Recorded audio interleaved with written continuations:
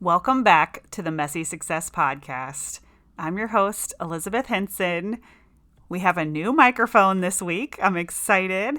And today we are going to be talking about diversifying revenue, being multi-passionate, affiliate marketing, all the things.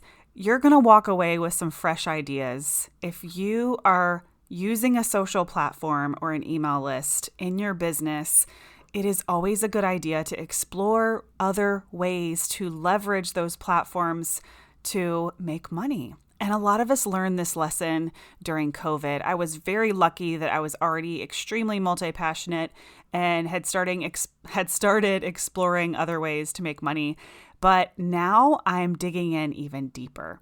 I did some affiliate marketing training last year, and recently my BFF Angie and I have had some really incredible brainstorming sessions all about affiliate marketing. So I'm going to share with you today some ideas for you. So if you are multi-passionate, if you are creative, if you get bored easily, this is the episode for you.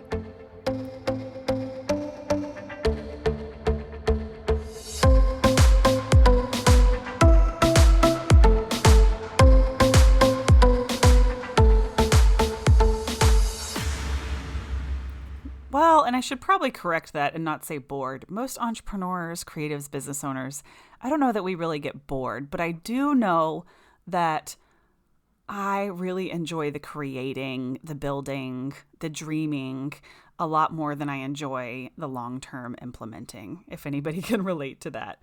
So let's talk about diversifying revenue. But what I really want to talk about today is affiliate marketing and different ways that you can incorporate it into your business if you already have a social platform of some kind. And one of my favorite things to do that I've seen done that we're really just now starting to kick off this week, actually, we have an amazing guest. My neighbor and friend, Megan Johnson, is a Pinterest expert, and she is going to be inside our Facebook community Friday, sharing all about Pinterest and giving you guys some really good actionable tips on getting started. We have seen awesome results using her program in my own business and setting up our Pinterest. It looks so good. Go to Pinterest. We are the community builder. I have an Elizabeth Henson account that's my photography, but we decided moving forward with the podcast and marketing and community, we wanted to start from scratch and just see how it would do. And it's doing amazing. Shout out to Amanda, who has been driving that project. But Megan, who's joining us live Friday inside the Community Builder, if you're listening to this like a year later, you can still go watch the replay. Just go to facebookgroups.com/the Community Builder, and you will find us, or search Community Builder. And you can find that replay. We keep all of our videos very organized and easy to find. But what does this have to do with affiliate marketing? So Megan is going to come into my Facebook community as a guest expert. She's going to provide value and then give people the opportunity to purchase her course, which is worth every penny and like stupid affordable, and use my affiliate code because she's coming into my community to share these golden nuggets, her wisdom, and then promote her course with my affiliate code. So you can bring guest experts into your community, your Instagram, and have them do the heavy lifting of talking about their own program, right? Or you kind of reverse interview them and get them to talk about it and share about it and provide value to your audience. And just having them come inside your community and teach about something is a really easy and high reward way to do affiliate marketing. And I think the biggest mistake that I see in the affiliate marketing space is people tend to say, oh, I want to have affiliates. And they do the work and they create the links and they get the program and the fancy tracking.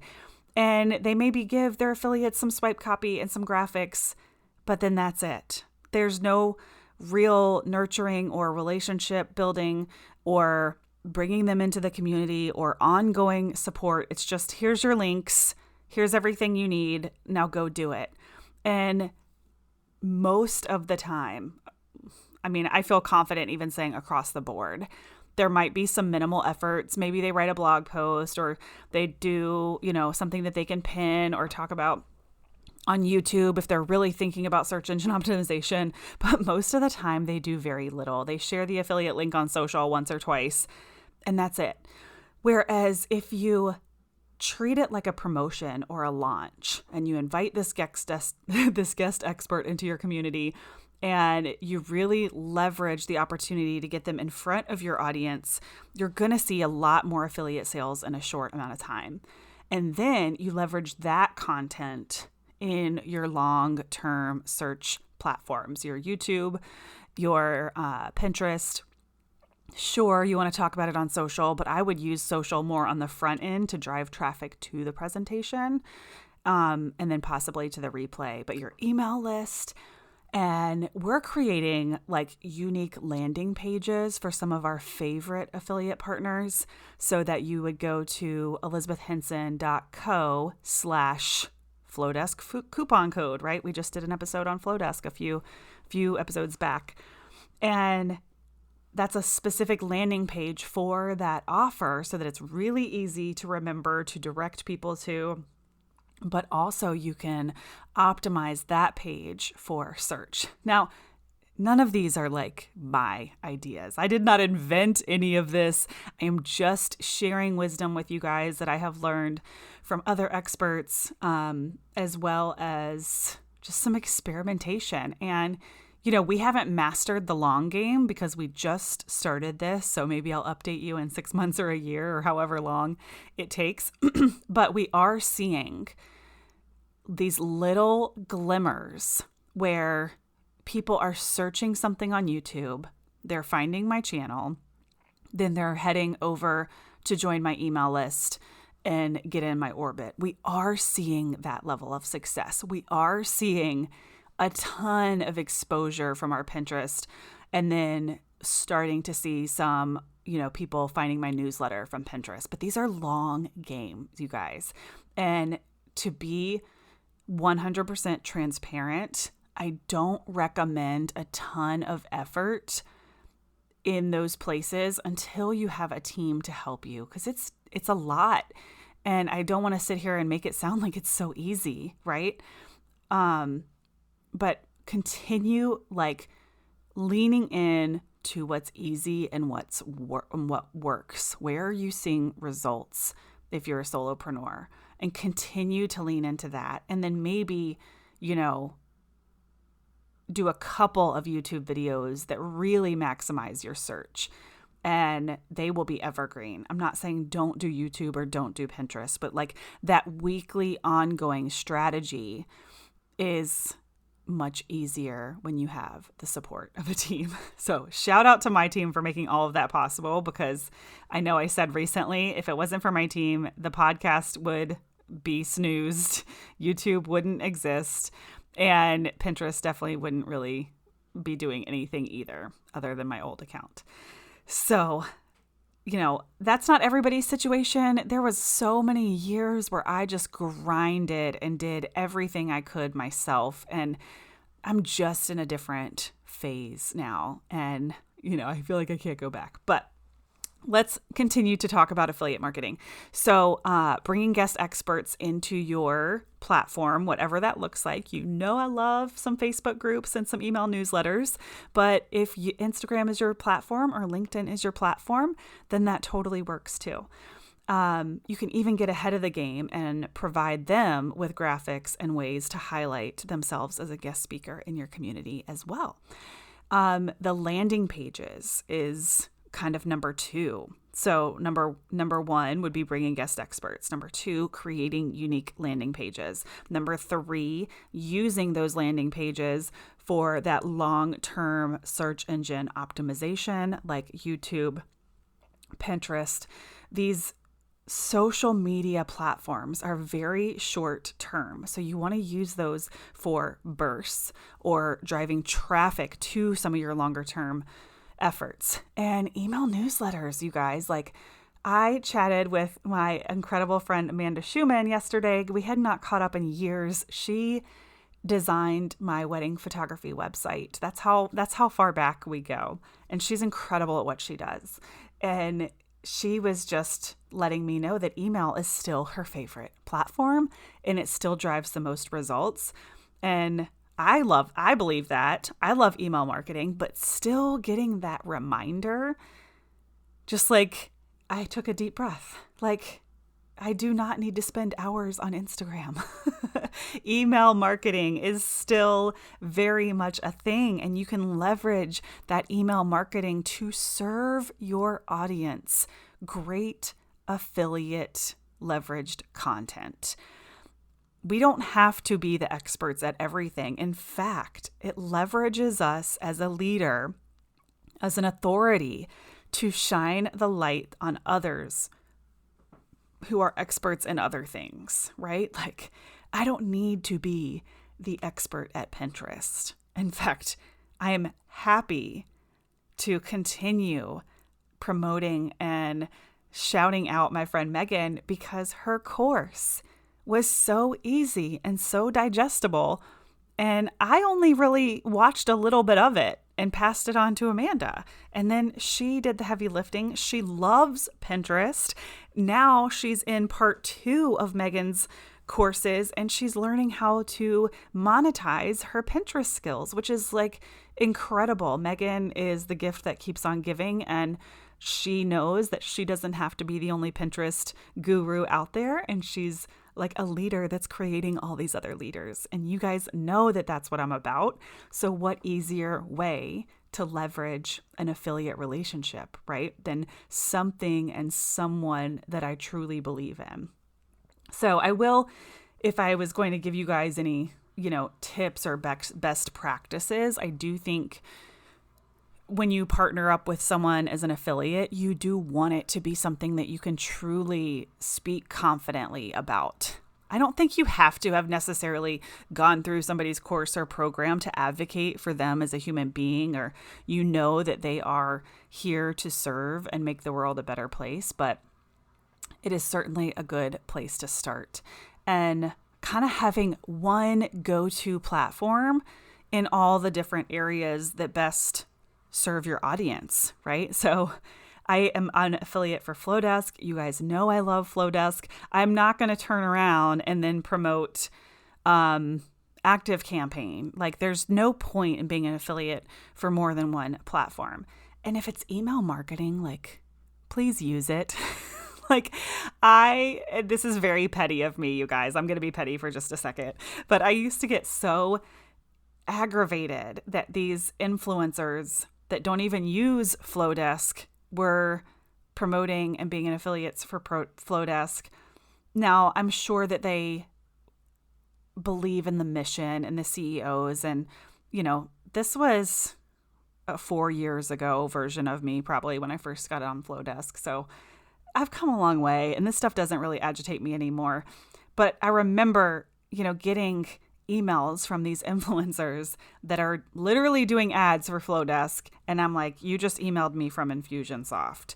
Like, there's a disconnect there, and there's a little bit of trust that gets broken. Now, you can spin it and you can say, this is the best email platform for creatives. However, for my business, I use this one. Like, there's admirability, is that a word? I tend to admire people who are perfectly transparent rather than, I'm going to do an ad for this company, but I don't actually use them. There's that tiny trust factor there, right? There's social proof there. So I think these are important things to consider. Again, much more mature version of me. This is not a this or that. This is how it should be. I just think these are things to consider with your audience and the rapport you have with your audience. So having one really great affiliate for each niche. A good example of this, actually, that I'm in the search for, if you have any ideas, is I get asked all the time about creating a community outside of Facebook. What platform do you recommend if I was going to create a community outside of Facebook? And Mighty Networks is ranked pretty high. Circle is one that people love. But I haven't chosen a platform yet because I'm like, man, when I choose which platform to partner up with as a community building expert. Like, this is going to be a big deal partnership. I need to be all in. And I know I'm not all in with Mighty Networks. I didn't love it on the consumer side. Circle seems great, but I haven't really done much with it. Haven't looked at their affiliate program either. Heartbeat is one that I'm highly considering. I like their layout. It looks kind of like Slack. But again, I need to get in there and do the free trials. But if you have recommendations, I would love to hear from you guys as to what platforms you love. Because that is on my radar of an affiliate partnership that I'm looking for. Another thing you can do if you have a little bit bigger of an audience is you can have sponsorships. And this is in the same realm as affiliates, but you can have sponsorships and have people pay to play to come be an expert in your community. And my friend Joy Michelle does this really well and really tastefully. But what I want you to consider if you're looking at this option is there are experts out there that feel that if you are not monetizing your own community, you're going to monetize sponsors. And most people that have a large community or platform, they're already monetizing it with their own offers.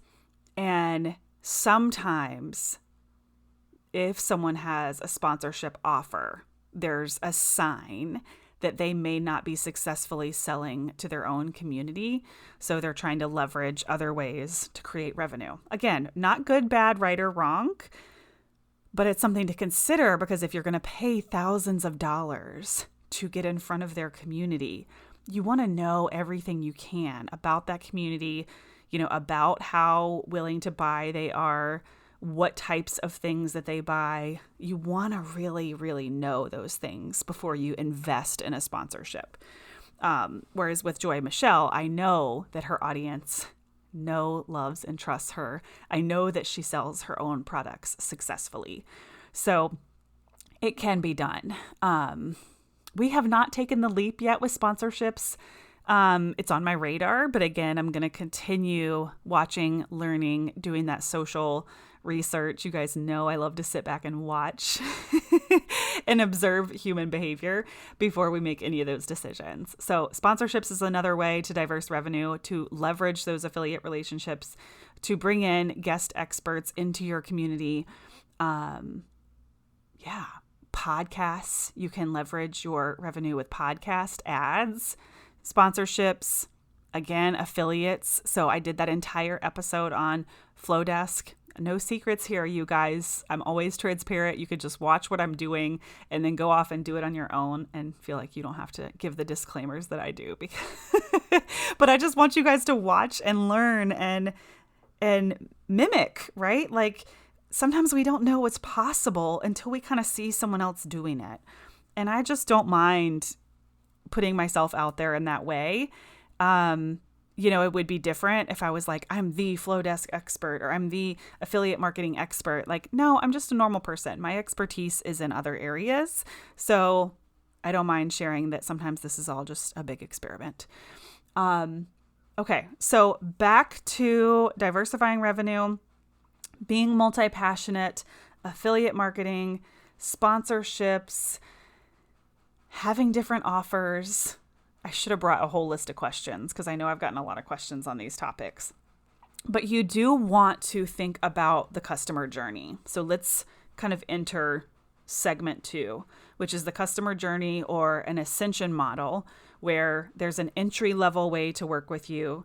Then there's a middle level way to work with you, and then the highest level way to work with you, so that people don't just buy one thing from you and then they're done, but maybe they go through phase 1 of a process, right? And then they complete that and now they want more. They're ready to invest in phase 2.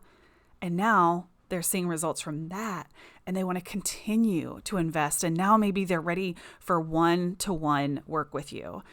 This is like diversifying your offers so that people can continue working with you over time. I have students that have bought every single thing I've ever created.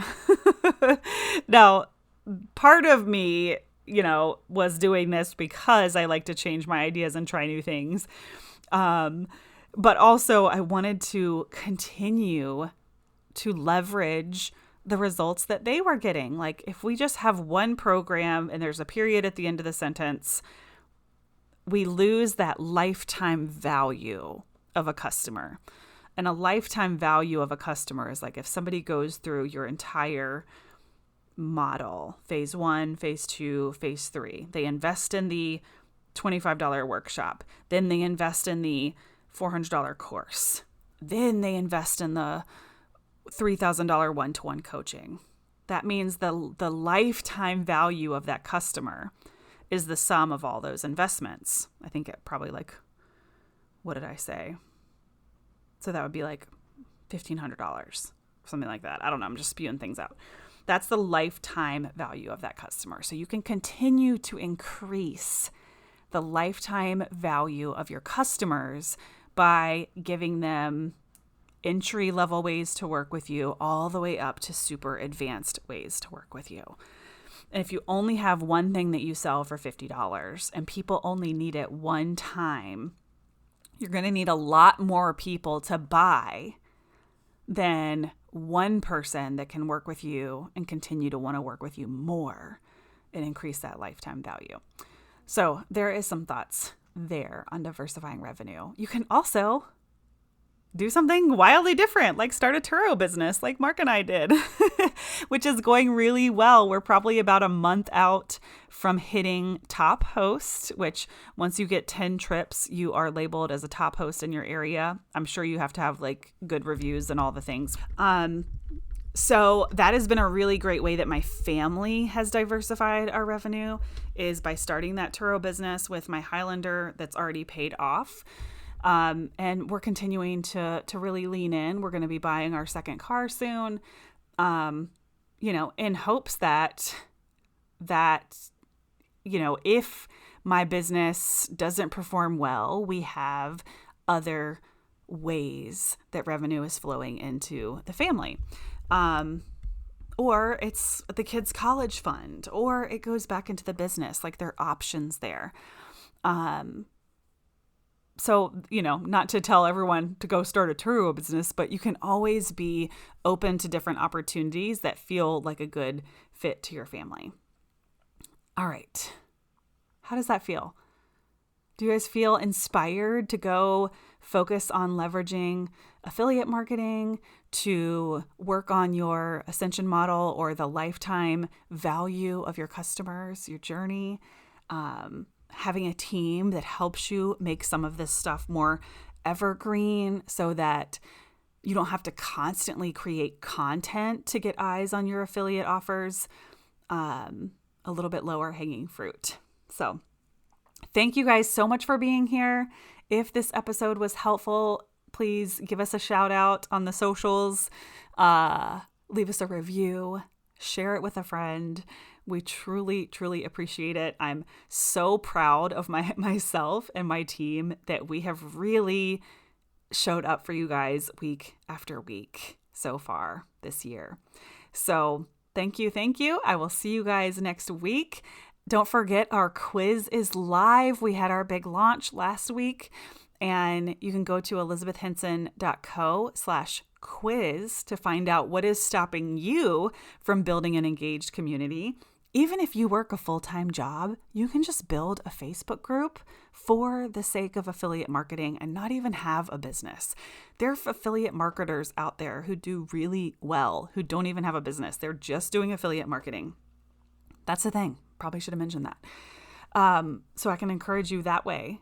If you work a 9-to-5 and you just want to start something on social that you can use for affiliate marketing, boom, done. Amazon has affiliate, I think they call it associates, where you can use your Amazon links to make cash back. There's so many opportunities out there if you start looking and paying attention. So total distraction there. But the quiz is live. Find out what's stopping you from growing an engaged community. Also, this episode is coming out on March 15th. So I want to wish my husband a happy birthday. His birthday was yesterday, the 14th. So happy birthday to my hubby bubby. And I will see you guys next week.